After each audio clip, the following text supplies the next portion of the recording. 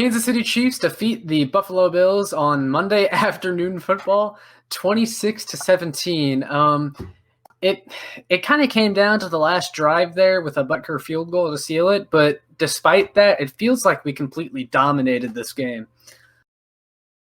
Yeah, I think, to me, the biggest change that we made to really win this game was replacing Austin Ryder at center with Daniel Kilgore.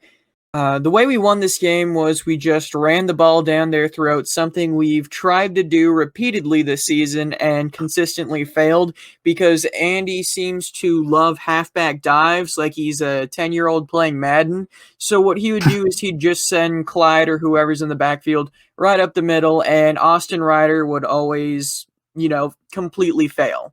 But today, Daniel Kilgore completely dominated his man, and then Mitchell Schwartz went down, and Nick Algoretti took over at left guard, and Remmers played right tackle, so we got to see Kilgore and Algoretti really for the first time, and both of them really impressed. They both gave a lot of interior help that we did not have at any other point this season.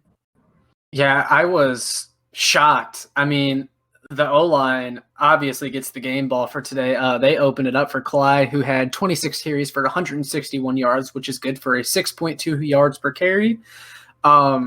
Yeah, I mean, like you said, Kilgore was laying down blocks all over.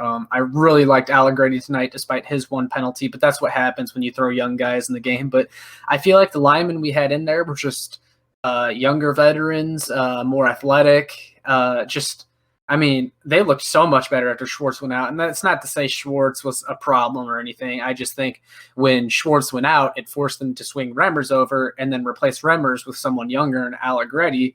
And they just looked amazing.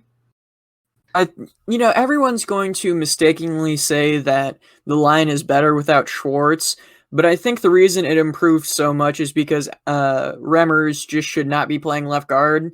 I think Algoretti is a significantly better left guard, and I really hope that Algoretti and Daniel Kilgore are the starters moving forward. They have to be. Yeah, when we first signed Daniel Kilgore, I'm like, why is he not playing over Ryder? He is actually good. Mm-hmm. Yeah, for sure. I mean, like I said, O-line just looked great tonight. There were still a couple times I think Mahomes bailed on the pocket a little bit early, but other than that, I mean, just great protection all around, great run blocking. And then as far as receiver play, I mean, we didn't even actually have to throw the ball much today. Our leading receiver was Demarcus Robinson, who had 5 catches for 69 yards, which is kind of a shocker. And we'll get into more to the receiver play later. I have a lot to say about that. But if you're Le'Veon Bell and you watch the way this offense played tonight, I mean, he's got to be excited to get to work.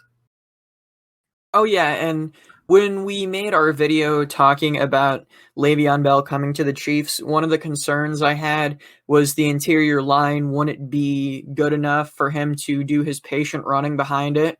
But if we have Kilgore and Algoretti in there, they probably will be good enough for him to do his patient running.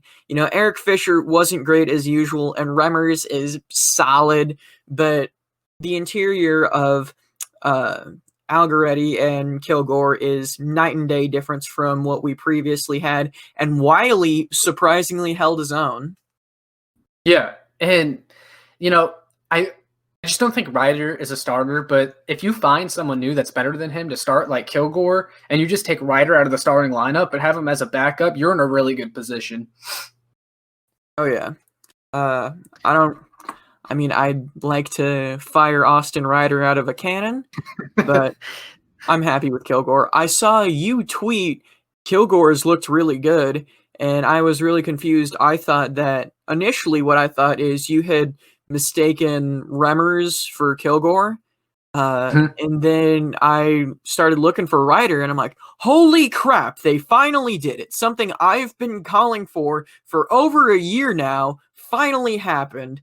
And honestly, the win of replacing Ryder with Kilgore to me is a bigger deal than actually beating the Bills, because I feel like our interior offensive line troubles were a very, very underrated issue and were kind of our Achilles heel. And I feel like the Raiders really took advantage of that, and when they completely stuffed Clyde last week. And obviously, Andy Reid agreed with me and made the move to put Kilgore in, and I bet he feels stupid for not doing it sooner.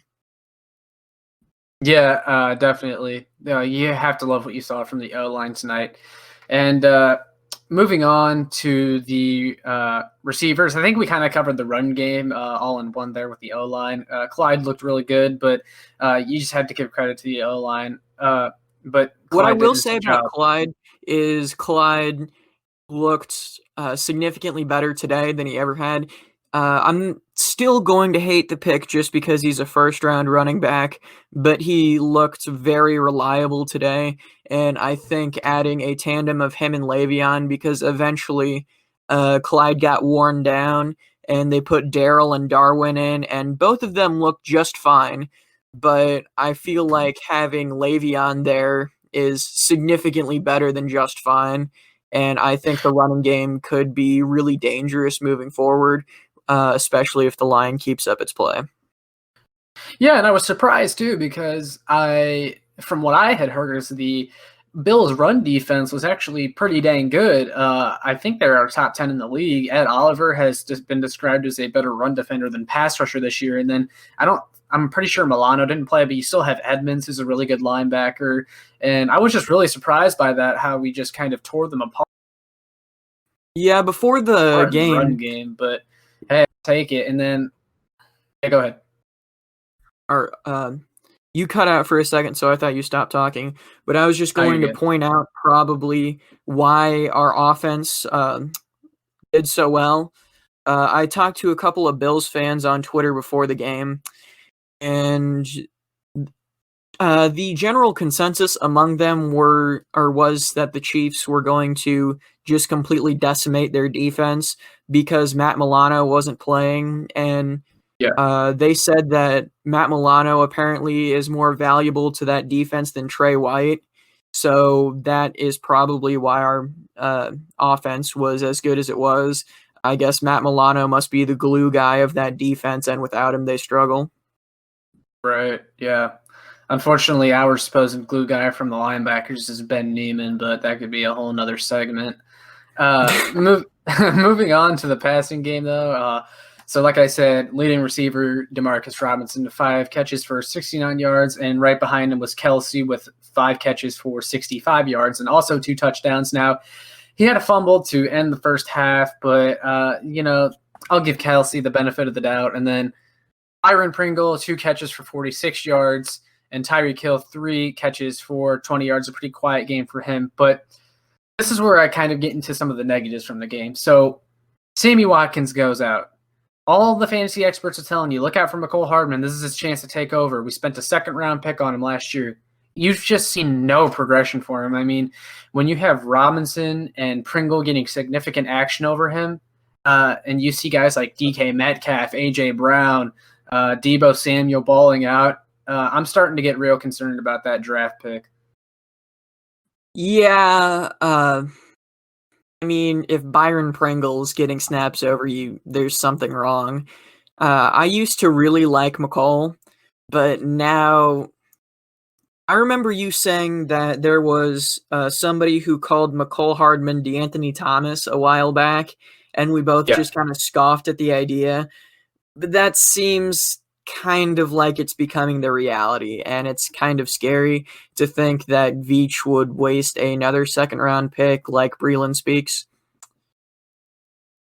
Well, and this either that or they're just hiding him so they can justify giving him a cheap extension. I really, really hope that's the case, but unfortunately, doubt I it. don't think it is.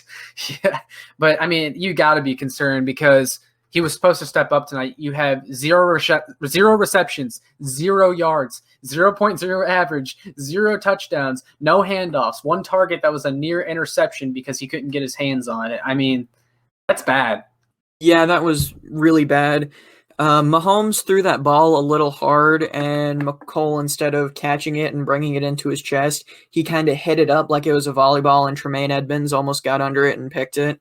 There was a play, a few drives earlier where it was the same exact situation. Mahomes threw the ball too hard, but Demarcus Robinson, who a lot of fans hate for some reason, made the catch. Demarcus Robinson looked like he is our definite number 3 receiver today, and McColl just has been underwhelming this season. I liked him his rookie season, but he struggles in the return game, and he's not getting open on offense. So, I mean, it's kind of looking like a wasted pick. Yeah, so here's the thing with McColl. Last year, I believe he had somewhere over 500 receiving yards and 6 touchdowns, something like that.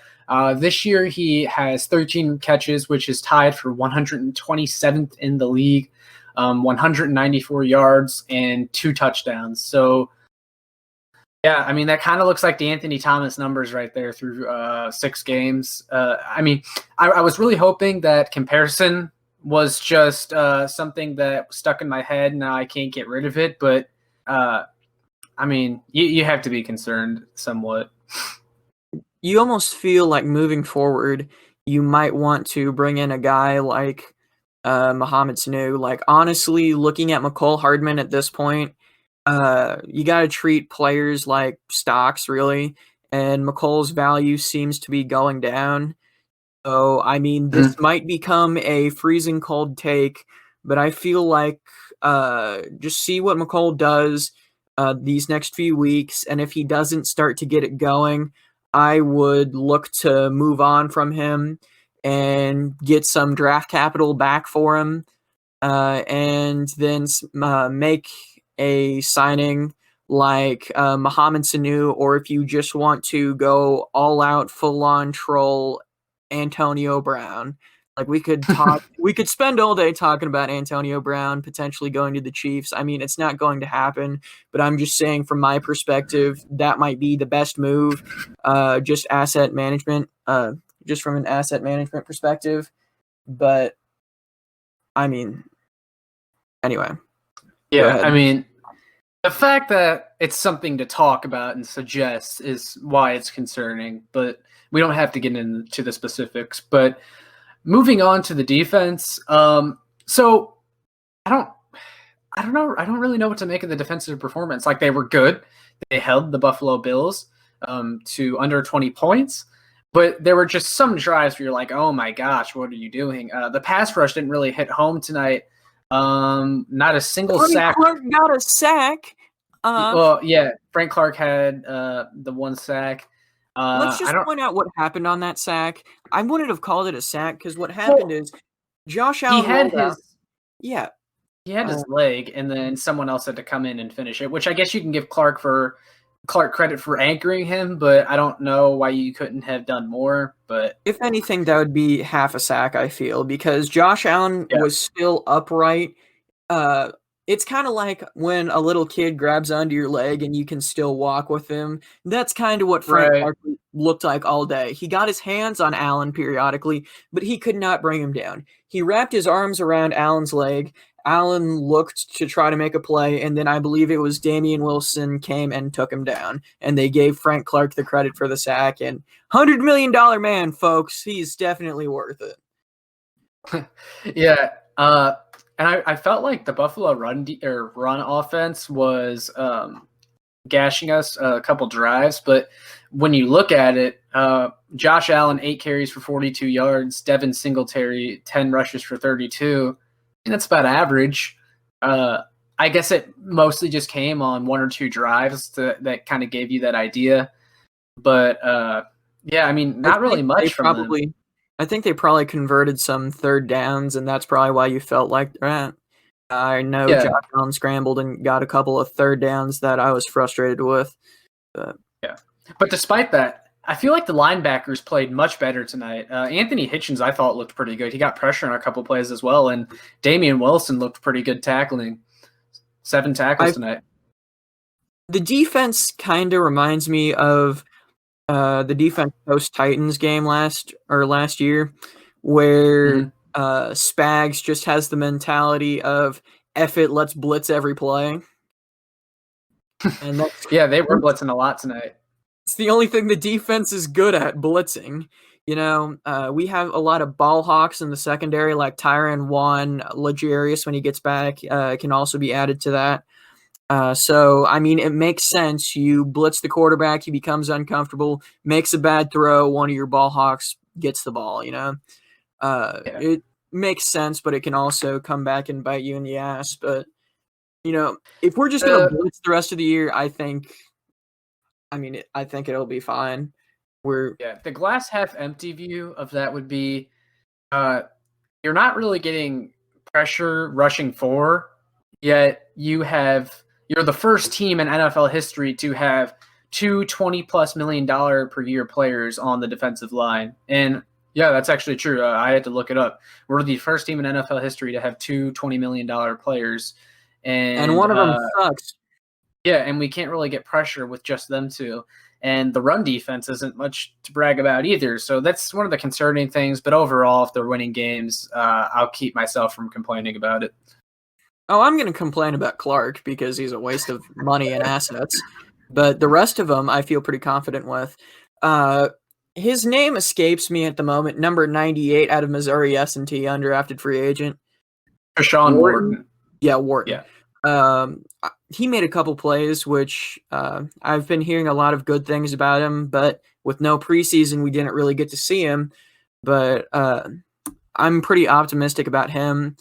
Towards the end of the game, Willie Gay looked better. Ben Neiman didn't look god-awful. Chris Jones was kind of a game wrecker. He never really changed the play much, but he definitely forced Allen out of the pocket, which is kind of a disappointing performance for him. If he's being held to the standard that we've become accustomed to. But I mean, not really much more you could ask for. But at the beginning of the game, or after the first few drives, I said our defense looks kind of shitty, but the Bills' offense looks shittier. Which was kind of the theme of the game. But I mean, we held them, and they did what they needed to do to get the win. So I guess it's fine. The bigger problem to me was in the secondary with penalties and the fact that just no one knew how to cover Diggs. Yeah, the thing with the penalties is I felt like the refs were really, really lenient with the Bills and not so much for us. I believe we had 6 or 7 penalties for around 60 yards, while the Bills had 0 penalties outside of the 2 late hit ones, which those were totally late hits, don't get me wrong. But outside of those 2, nothing from them, absolutely nothing. And then Ward kind of needs to get his stuff together because, people are like, he's got the hand injury. Well, hand injury, I know it might suck and it might be bothering him, but it's no excuse to commit pass interference and it's no excuse to get completely burnt. Yeah, I mean, I don't know if it's really Ward's fault, but at the end of the half, when Kelsey was an idiot and stayed in bounds and fumbled, and then Buffalo got the ball back, and we blitzed, and there was literally no one covering Diggs, and we could have given up a field goal, which would have changed the pace of the game entirely. And just stupid stuff like that in the secondary pissed me off. One of the things that also made me mad was there were several times where the safeties would just they were like set shortly past the chains, and then as Allen would get ready to hike the ball, they'd just start falling back and going deep. Why are you going that deep? Are you that scared that Allen's just going to launch it? I didn't understand that at all. Yeah, and they did launch it a few times, but Juan Thornhill looked pretty good tonight. Good to see that he's getting some of his closing speed back. What I will say, Bashaud Breeland looking a little handsy tonight, and I think a lot of that has to do with his conditioning due to the fact he wasn't there for the first 4 games, so he's not all there conditioning-wise, which would explain why he's holding guys getting past him.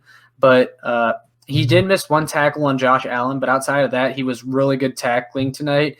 So credit to Bashaud Breeland. Yeah, he's looked pretty good these past 2 weeks. He was like the only good player in the secondary last week. Right. But I'm very glad to have him back. And he should have had an interception, but Dirty Dan snagged it out of the air one-handed. Which Yeah, the how game about was Dirty Dan? the game Yeah, was but over. It was a lofted pass. It's not anything that's going to like change anything, but it was just fun to see him snag it one-handed. for sure, because he's someone who's taken a lot of flack from the fans over the years that I've always had a special place in my heart for. I love Dirty Dan. I hope he's on this team until he's 80 years old. um, Yeah, but he's a fun guy.